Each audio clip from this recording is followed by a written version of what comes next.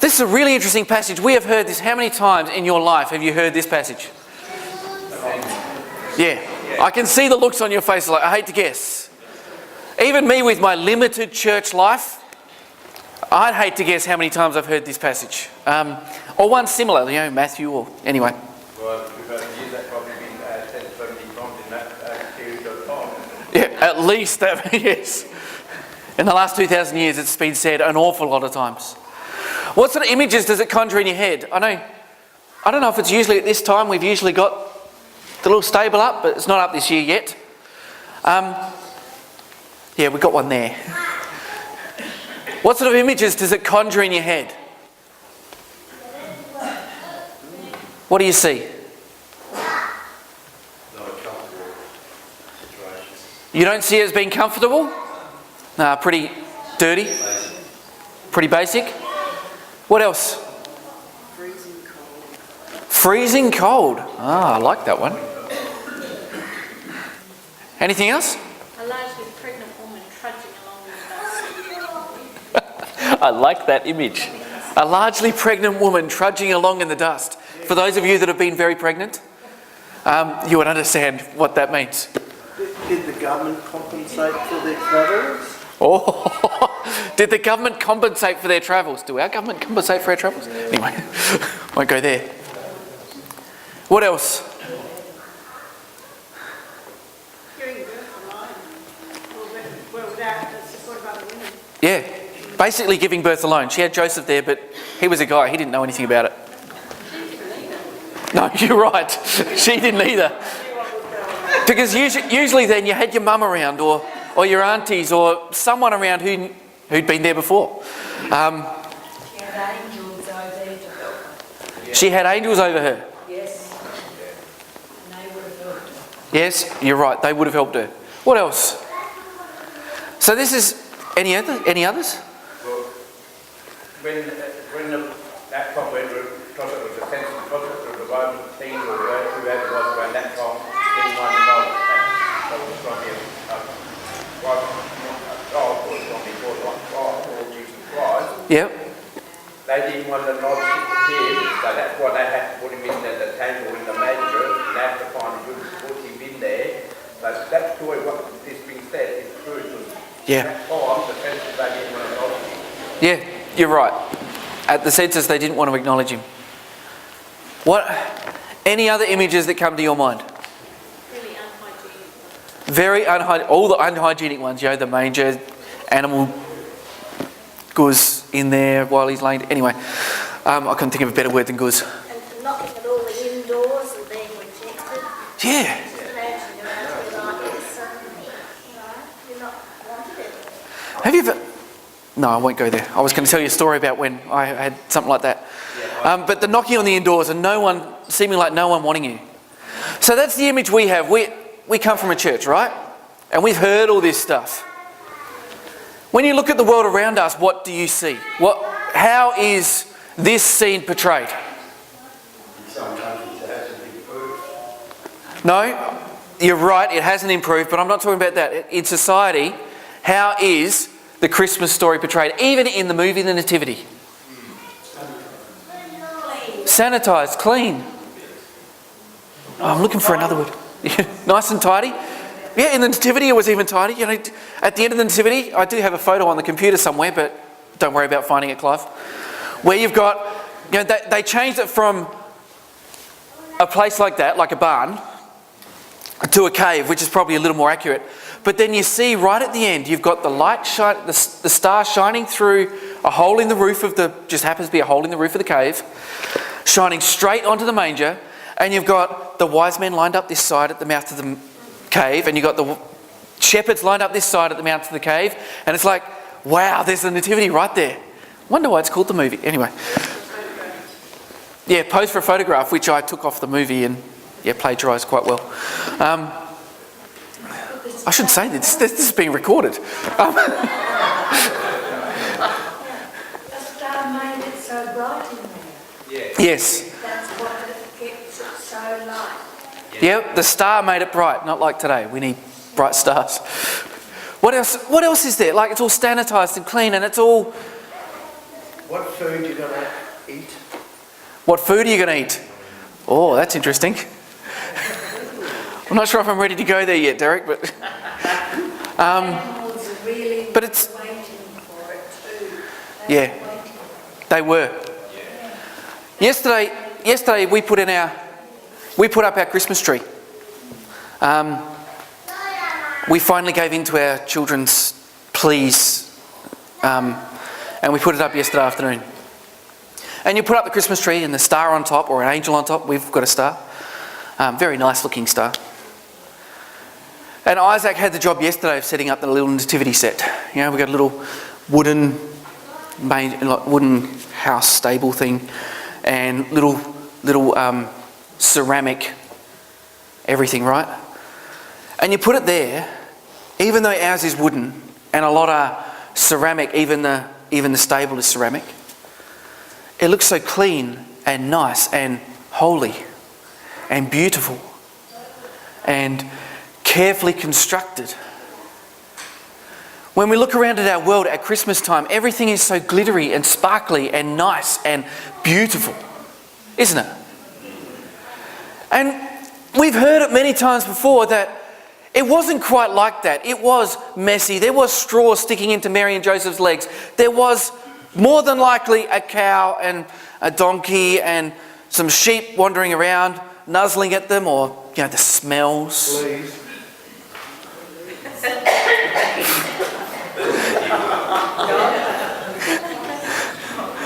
Sorry, I'm in with the stone.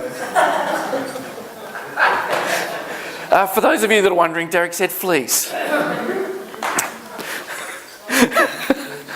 But we know it wasn't quite as glittery and bright as it gets portrayed so often as. Why does it get portrayed that way? Why do we get the glittery and bright and wonderful version with the beautiful star shining through the roof of the cave and lighting up the manger, and those guys lining up either side? Why do we get that? Why do we make it so clean and nice? Pretty. And pretty. So the truth doesn't get too close to us. Oh, so the truth doesn't get too close to us. I'm kind of with you there, Warren, but I'd like to think of a different way. Yeah, because we all accept good news, not bad news. Yeah. And everything that looks hunky-dory is more acceptable than things that aren't. You're right. It is. The nicer things are more acceptable. But I'm hoping that as we progress, I'll show you a different reason why we have the good stuff, why it's seen well. Maybe there's a sort of wanting to hold on to the God bit, but not necessarily to embrace the humanity bit. Yep. Holding on to Jesus, like God, without the messiness of humanity, sort of thing. Is that what you're talking about? Light because of the angels and the star and all that supernatural, glorious stuff, but not the humanity, the dirty, grubby, fleas bit. Yeah. The movie smells and Okay. I also think that the world accepts it more like a picture card rather than the reality of what it really represents. Yeah, I'm kind of with you there, but I want to unpack a different side to this. What were you going to say? Well, the event is idyllic, Yeah. supernatural sense, not in a real sense. Yeah, the event is idyllic in a supernatural sense, but not necessarily in a real sense. Oops, wrong one. I'll get to that one in a minute. I want to read to you the first part of this passage again. In those days, Caesar Augustus issued a decree that a census should be taken of the entire Roman world. This was the first census taken during the governor Quirinius. And everyone went to his own town to register. Why on earth would Luke bother putting that in? You know, he's talked about Mary being pregnant and the songs and the beautiful stuff and all that. And then he just chucks in this humdrum thing. Is it just to date it? So we can say, it actually happened. We know when that census was. God knew that sometime in the future, 2,000 years later, we're going to want to know exact date of when Jesus was born. So he puts in there that it's when this census happened. Do you think that's why it's in there? Maybe one reason?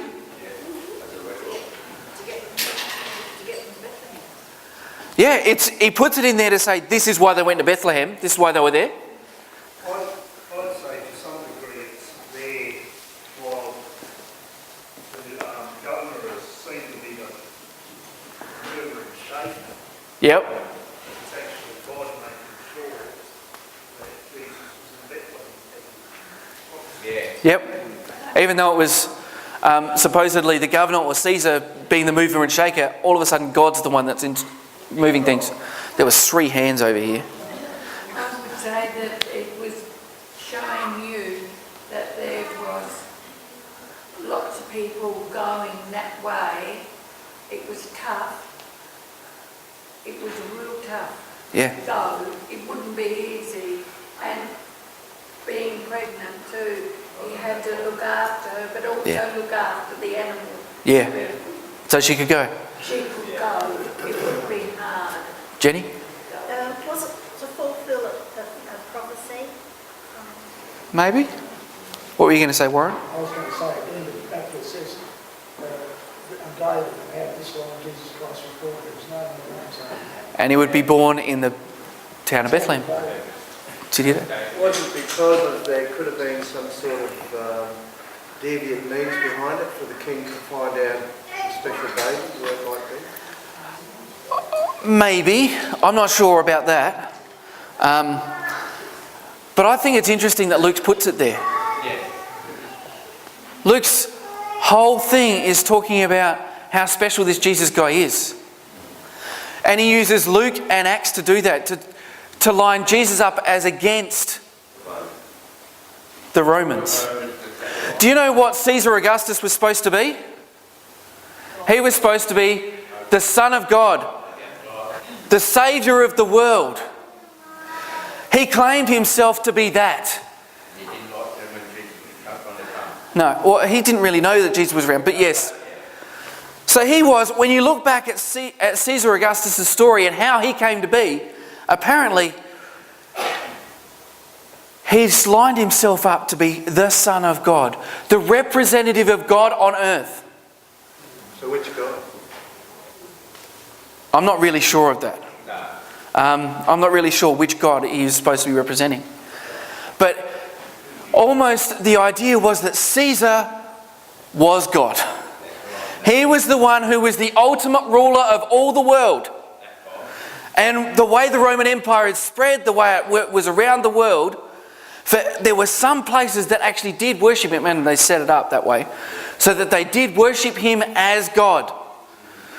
That's why I think Luke put this in here. It's not for any other reason. Because there's lots of argument about, we looked at the date of Quirinius, of the census when Quirinius was there, and that was way after Jesus was born. He was just being funny. No, I don't think that's what it was about. It was about saying that here we've got Caesar, who says he is the Son of God, who says he is the Saviour of the world, who is the ruler of the world, and then we've got Jesus coming. What a way to introduce this guy. Set the platform for everyone thinking about who Caesar is, and then introducing Jesus in there as, this is what he said, this is what everyone thinks, but this is the real one. And I'm going to show you through the rest of this story why that is the case.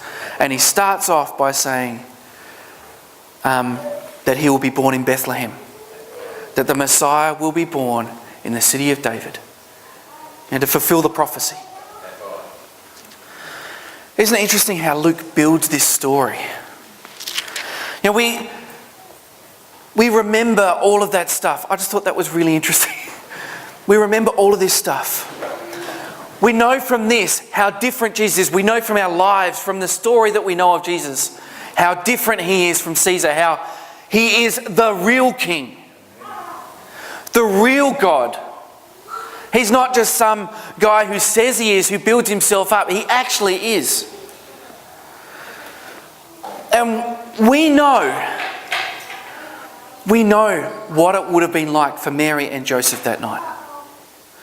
We know that they probably were feeling pretty demoralised. No one would let them in. No one would allow them to stay because they were just too full. They didn't have room. She had to give birth alone, without her mum or without any other support system, in a stable which was dirty and flea-ridden. just does funny things to my head. And everything seemed to be falling apart. We know that. We know the mess of Christmas. We know it's not like that. I'll apologise next service, but we know it's not like that. We know it was messy. We know it was horrible. But you know why I think it's great that we have pictures like the Nativity where it all looks nice and pretty and beautiful, and why we have pictures like that, and why everything looks great? Yes, there probably is a little bit of the stuff that you guys said, but when you think about Christmas, it is the greatest event in human history. That God came and lived among us, came and was born as a child, was born as a baby to live amongst us, to experience what we experience, to show us what it is that we were created to be. How much better can this get? Why not have glittery and sparkling and amazing looking nativity sets when we're celebrating something so brilliant, something so uplifting, something so beautiful? Yes, we need to remember the dirtiness of it, but more than anything else, we need to celebrate the joy and the amazing ability that God has.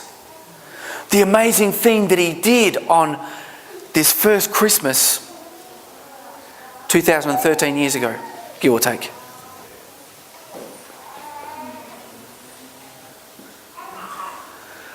Isn't that why we have the huge celebration? Isn't that why we give gifts and we wrap them in nice glittery paper? Isn't that why I put tinsel on my trees and I haven't yet, because my children have reached the end of their tether by then. Why we put lights on? Why we put lights out the front of our place? I saw you guys yesterday. Why we do all that? Why we talk to children every year about Christmas? Because it is the most amazing event in the world.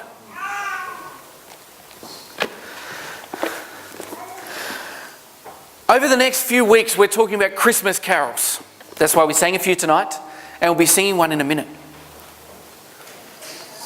The carol we're going to be singing is one by, I always get him mixed up, I always get his name wrong, Isaac Watts. I always keep trying to call him Isaac Newton.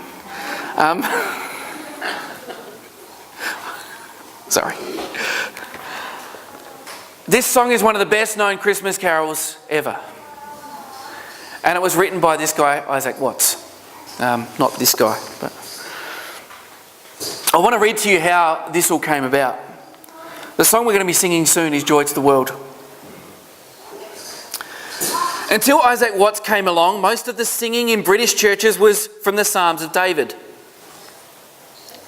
The church, especially the Church of Scotland, had laboured over the Psalms with great effort and scholarship, translating them into poems with rhyme and rhythm suitable for singing. As a young man in Southampton, Isaac had become dissatisfied with the quality of singing. And he keenly felt the limitations of being able to only sing these psalms. So he invented the English hymn. You know, the stuff that we enjoy now. He did not, however, neglect the psalms. In 1719, he published a unique hymnal, one in which he had translated, interpreted and paraphrased the Old Testament Psalms through the eyes of New Testament faith. He called it simply, now hold on, this is a nice short title, The Psalms of David, imitated in the language of the New Testament. You think he could have come up with a shorter title, couldn't you? A little less confusing. Taking various psalms, he studied them from the perspective of Jesus and the New Testament and then formed them into verses for singing. I have rather I have rather expressed myself as I may suppose David would have done if he lived in the days of Christianity. Watts explained. And by this means, perhaps, I have sometimes hit upon the true intent of the Spirit of God in these verses farther and clearer than David himself could ever discover. I've got no idea why I went into that voice. Watts' arch enemy, Thomas Bradbury, was greatly critical of Watts' songs, which he called whims instead of hymns. He accused Watts of thinking he was King David. Watts replied in a letter, "You tell me that I rival it with David, whether he or I be the sweet psalmist of Israel. I abhor the thought, while yet at the same time I am fully persuaded that the Jewish psalm book has never designed to be the only psalter for the Christian church." Joy to the world is Isaac Watts' interpretation of the Psalm 98, which says, "Shout joyfully to the Lord, all the earth." As he read Psalm 98, Isaac pondered the real reason for shouting joyfully to the Lord. The Messiah has come to redeem us. The result, despite the now forgotten criticisms of men like Bradbury, has been a timeless carol that has brightened our Christmases for nearly 300 years. Isaac Watts knew the celebration that we need to have. He didn't write it as a Christmas hymn, as a Christmas carol, but we've turned it into that because it should be a celebration. I'll just ask a question. So up until virtually then, Christians weren't singing hymns or things like that? No, they were singing. Well, they were singing hymns, but like out of the Psalms. That was their hymn book, which is not a bad hymn book, by the way. No, it was the Jews who were singing. Yeah, way before. So all Christians were singing was stuff out of the Psalms, apparently, according to that. I want to read to you the Psalm 98. Sing the Lord a new song, for he has done marvellous things. His right hand and his holy arm have worked salvation for him. The Lord has made his salvation known and revealed his righteousness to the nations. He has remembered his love and his faithfulness to the house of Israel. At the ends of all the ends of the earth have seen the salvation of our God. Shout for joy to the Lord, all the earth.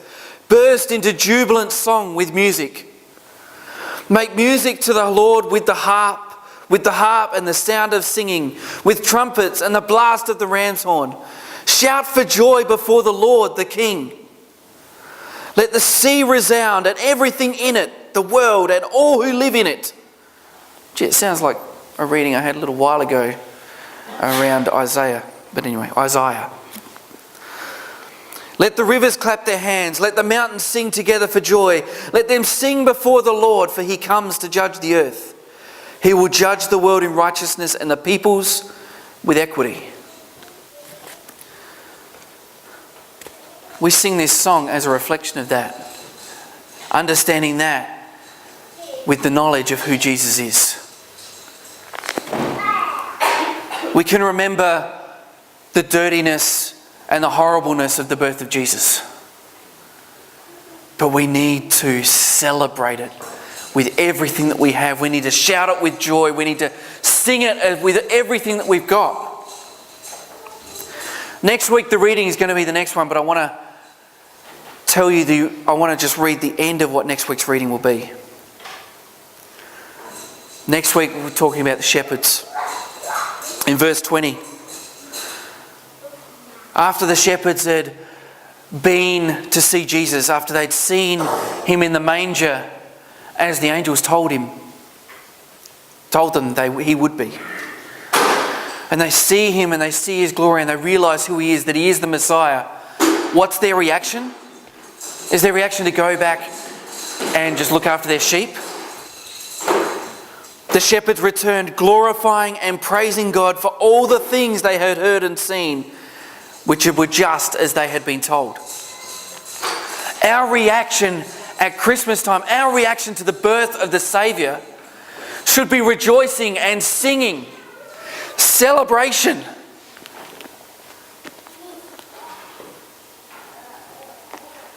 with everything that we are.